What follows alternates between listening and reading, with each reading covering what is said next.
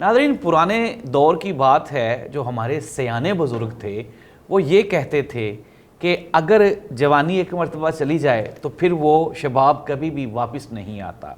लेकिन 21वीं सदी में इतनी जिद्दत आ गई है कि यहाँ पे हर चीज़ देर पा हो गई है, लॉन्ग लास्टिंग हो गई है। अच्छा, आज के प्रोग्राम में हम लोग बात करेंगे दो इश्यूज़ पे जो कि मोस्ट कॉमन इश्यूज़ हैं और हर इंसान की ख्वाहिश है कि मेरे ये दो इश्यूज़ हल हो जाएं। सबसे पहला ये कि अमूमन जैसे ही आजकल खुराकें ऐसी हैं कि आप 25-30 पे पहुंचते हैं तो ये जो आपकी तोंद है, आपका पेट, ये बाहर निकल आता है। अच्छा, अब होता क्या है, बंदा होता है कोई अप्रोक्सीमेटली 28-30 साल का, लेकिन उसका पेट हो जाता है 40 साल का, जिसकी वजह से उसकी खूबसूरती मान पड़ जाती है। दूसरा एक कॉमन इश्यूज़, क्योंकि ज़री सी बात है, पाकिस्तान इंडिया में एक बहुत कॉमन इशू है और वो है, हमारी ख्वाहिश है कि हमारी स्किन ग्लो करे। मोस्टली लोगों की तो ख्वाहिश है कि पिंक दिखाई दे, लेकिन कुछ लोगों की ख्वाहिश है कि ये खूबसूरत दिखाई दे। इन दो टॉपिक्स पे आज हम बात करेंगे और हमारे साथ एक्सपर्ट हैं हमारी डॉक्टर वर्दा सिकंदर साहिबा। Welcome Warda Sikandar. Thank you so much. आप हमें टाइम देती हैं, बहुत शुक्रिया आपका।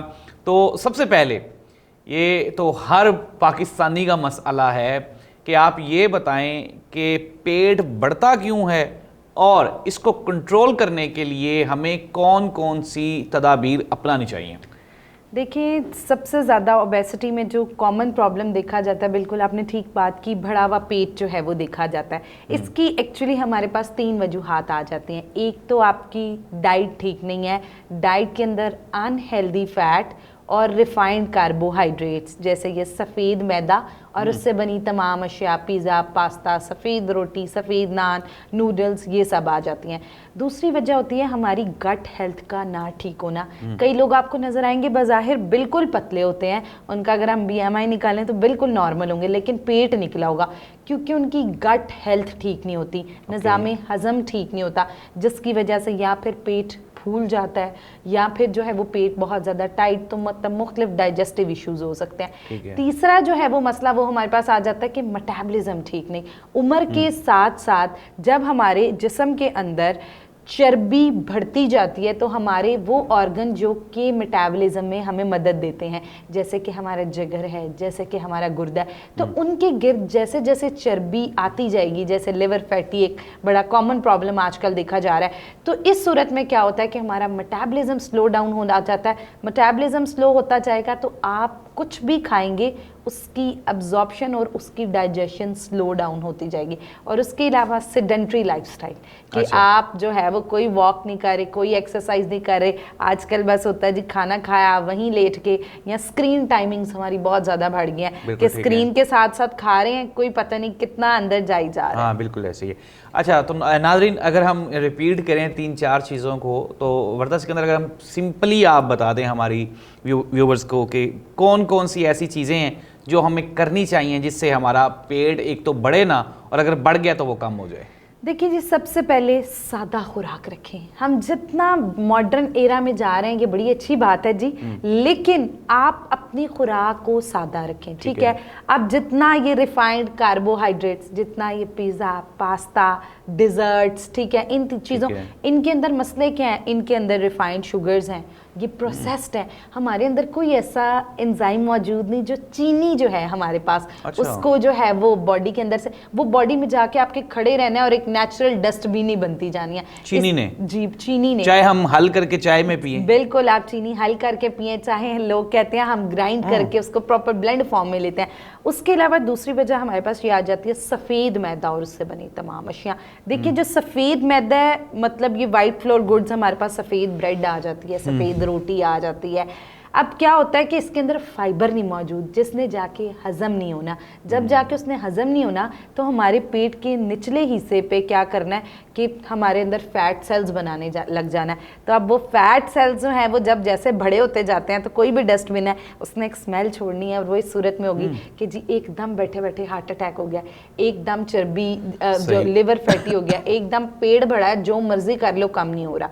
तो उस आप जो है वो ये इस चीज़ से बहुत, उसके अलावा आजकल तो वैसे ही वो हमारा चूंकि खाना ही, आटा ही सफ़ेद है, हम लोग तो वो, ये आपने बिल्कुल ठीक बात की। लोग कहते हैं हम नशोनुमा पे फोकस कर रहे हैं, ज़्यादातर हमारे यहाँ नाश्ता क्या होता है, सफ़ेद ब्रेड ली, ठीक है, साथ आप ऑमलेट ले रहे हैं, दोपहर को फिर आपने सफ़ेद मैदे से बना कुछ भी सफ़ेद, अगर आप रोटी भी खा रहे हैं तो हम सफ़ेद मैदे की, रात को हम घर गए हैं तो उसमें हम लोग अगर होल व्हीट ले रहे हैं तो वेल एंड गुड है, वरना नान हम प्रेफर करते हैं एज़ कंपैरिजन रोटी। उसके अलावा बच्चे या हमारी जो न्यू जनरेशन है वो पास्ताज और ये वाली चीज़ों को बड़ा प्रेफर करती है। उसके अलावा सबसे जो इम्पॉर्टेंट चीज़ है, डीप फ्राइड चीज़ों को अपनी ज़िंदगी से निकालें। हाँ, हमारी लिए फ़ैट ज़रूरी है। अब अक्सर लोग कहते हैं कि अब क्या फिर हम फ़ैट छोड़ दें, हम जो है वो फ़ैट का इस्तेमाल ना करें। हमारे जिस्म में 25% तक फ़ैट होना ज़रूरी है, लेकिन वो फ़ैट ये नहीं है कि जी आप डीप फ्राइड पकोड़े खाएं, डीप फ्राइड समोसे खाएं, डीप फ्राइड, वो फ़ैट हेल्दी फ़ैट है, ठीक है। जैसे हमारे अंडे के अंदर हेल्दी फ़ैट मौजूद है, नट्स के अंदर हेल्दी फ़ैट मौजूद है। अगर आप कोई चीज़ है स्टीम, वो कुदरती तौर पे जैसे गोश्त है, दूध है, अल्लाह ताला ने उसके अंदर हेल्दी फ़ैट रखा हुआ है। जब हम उसको प्रोसेस्ड करते हैं ना तो वो फ़ैट ऑक्सीडेटिव स्ट्रेस करता है और हमारे जिस्म में जाके अब्जॉर्ब नहीं होता। तो इसलिए कुकिंग मेथड्स पे ख़ास फोकस किया जाए कि अगर आप जैतून का तेल नहीं इस्तेमाल कर सकते, कोई हर्ज नहीं, आप सरसों के तेल पे आ जाएं, वो उस तरह आपके जिस्म में ऑक्सीडेटिव। ये तो वर्दा सिकंदर आपने बता दी, ये तो वो इलाज या वो एहतियात हैं जो हमें खाने में करनी चाहिए। इसके अलावा कोई एक्सरसाइज पेट को कम करने के लिए? बिल्कुल, एक्सरसाइजेज जो हैं वो आपने कार्डियो वर्कआउट पे फोकस करना है। कार्डियो क्या करता है कि हमारे जिस्म में हमारा मेटाबॉलिज्म तेज़ करने में हेल्प करता है। जो फैट सेल्स बन गए हैं उनको श्रिंक करने में आप कार्डियो कर सकते हैं। कार्डियो में अगर मैं बताती चलूँ तो हमारे पास रनिंग आ जाती है, वॉक कर सकते हैं, विग्रेस एक्सरसाइजेज हैं, स्विमिंग आ जाती है, वो आप कर सकते हैं। उसके अलावा प्लांक एक वर्कआउट होता है कि आपने ये अपने दोनों बाजू रख के बिल्कुल अपने पेट को फ्लैट करके। उसके अलावा जो ख़वातीन ख़ास तौर पे लोग कहते हैं जिम जाने का टाइम नहीं होता, तो आप सिंपल एक जो रस्सी टापने वाला स्किपिंग रोप होता है, बचपन में अमूमन वो आप अपने पास रखें। आप टारगेट 50 से शुरू करें, आहिस्ता आहिस्ता उसको जो है वो आप 500 जो है उस पे ले जाएं, तो इंशाल्लाह आपका। ख़वातीन को चाहिए कि ज़रूरी तो नहीं कि वो घर के मर्दों पे ही वो उस रस्सी को इस्तेमाल करें, अपने कूदने के लिए इस्तेमाल करें ताकि उसका फ़ायदा भी हो। अच्छा नाज़रीन, ये तो एक कॉमन इशू था। दूसरा जो हमारे पूरे एशिया का एक और कॉमन इशू है, रंग का खूबसूरत ग्लो करना, हमारे स्किन का, चेहरे का खूबसूरत लगना। तो वर्दा सिकंदर, सबसे पहले वजूहात क्या हैं? स्किन डल क्यों हो जाती है, दाग धब्बे क्यों बन जाते हैं, और रीज़न क्या है? सबसे पहले आप ये बता दें। देखिए, अनहेल्दी स्किन जो है उसकी बहुत ख़राब होने की सबसे बड़ी वजह हमारी खुराक होती है, ठीक है। हम एक्सटर्नल ब्यूटी का तो ख्याल रखते हैं, जो ऊपर मेकअप कर लिया, ऊपर स्किन प्रोडक्ट्स यूज़ कर ली, लेकिन इंटरनली आपकी कुछ नहीं। हमारे जिस्म में सबसे बड़ा जो बैरियर है वो हमारी स्किन है। आप देखिए, हमारे सर से लेके पाँव तक स्किन है, प्रोटेक्टिव लेयर है, अल्लाह ताला ने बनाई हुई है। तो अब सबसे पहले चीज़ आ जाती है कि इस की प्रोटेक्शन के लिए इंटरनली चीज़ों का होना ज़रूरी है, जिसमें आप vitamin C enrich fruits का इस्तेमाल कर सकते हैं, ठीक है, जिसमें हमारे पास ऑरेंज आ जाता है, अमरूद आ जाता है, पपीता आ जाता है। ऐसे फल जिनके अंदर पानी मौजूद है उनका इस्तेमाल कर सकते हैं। तरबूज है, खरबूजा है, खीरे आ जाते हैं, वाटर कंटेनिंग फ्रूट्स। उसके अलावा हाइड्रेशन बहुत ज़्यादा रोल, जितना हम पानी पीते हैं या फिर फ्रूट्स के जूसेस इस्तेमाल करते हैं, उतनी हमारी स्किन की होमोस्टेसिस, कि हमारी स्किन में अगर टॉक्सिन्स गए भी हैं ना, तो इस हमारी हर स्किन के अंदर छोटे छोटे पोर्स मौजूद हैं, वो उससे उन टॉक्सिन्स को निकालता जाता है, जिसकी वजह से आपकी स्किन फ्रेश रहती है।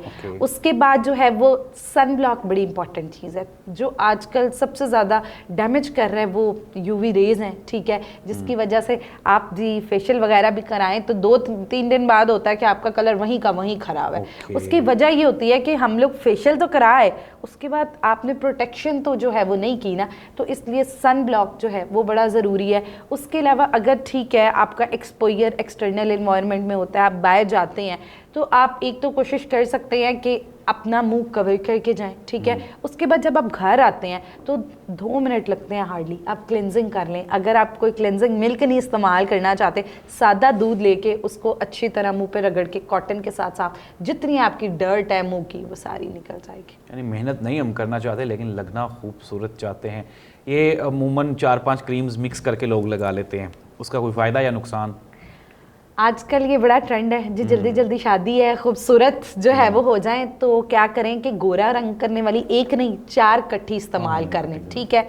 हमारी ख़वातीन में एक बहुत बड़ी रेशो आज जो है वो 38% इनफर्टिलिटी की तरफ जा रही है, हार्मोन्स इम्बैलेंस की तरफ जा रही है, जिसकी मेजर वजह ये गोरे होने वाली क्रीमें हैं। इनके अंदर मौजूद स्टीरॉइड्स हमारी ना सिर्फ स्किन को डैमेज करती हैं बल्कि स्किन के ऊपर एक मेलेटोनिन होता है जो कुदरती तौर पे हमारी स्किन को कैंसर्स, हमारी स्किन को पतला होने से बचा रहा है। ये स्टीरॉइड्स क्या करते हैं, आपकी ऊपर वाली सारी स्किन को डेड कर देते हैं, उतार देते हैं। नीचे आपकी जो स्किन की लेयर है डर्मस, उधर तक कि आपने देखा कि जितना गोरे होते जाएं तो हमारी जो मुंह की आंतरें होती हैं वो नज़र आने लग जाती हैं, वेसल्स, ठीक है, जिसको हम कहते हैं जी ग्लो करने लग गया है, या फिर सुरख जो है एक्चुअल वो ऊपर से स्किन रिमूव हो जाती है। तो ये एक बड़ी ख़तरनाक चीज़ है, ना सिर्फ आपकी स्किन की बल्कि इंटरनली इसके बहुत नुकसान है। जैसे मैंने आपको बताया, हार्मोन्स की ख़राबी, PCOS, मर्दों में मुख्तलिफ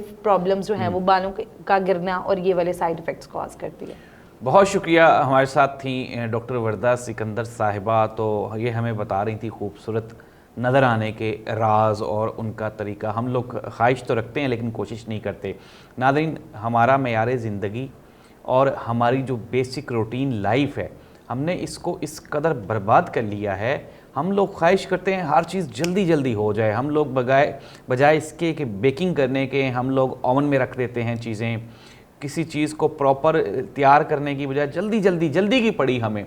इस जल्दी ने ना सिर्फ हमारी ज़िंदगियां बर्बाद कर दी हैं, बल्कि आप आजकल देखें हर महीने हर कुछ ना कुछ अरसे के, लिमिटेड अरसे के बाद एक नई वायरल डिजीज़ है, एक नया वायरस जन्म ले रहा है, और उसकी वजह हमारा मेयार ज़िंदगी ही है। तो नाज़रीन, अपना ख्याल रखें और अपनी डाइट, अपनी रूटीन लाइफ को ज़रूर बेहतर बनाएं। आधा घंटा अपने लिए ज़रूर निकालें। अल्लाह इस मुल्क का, हम सब का हामी और नासिर हो और हम खूबसूरत दिखते रहें। अल्लाह हाफ़िज़।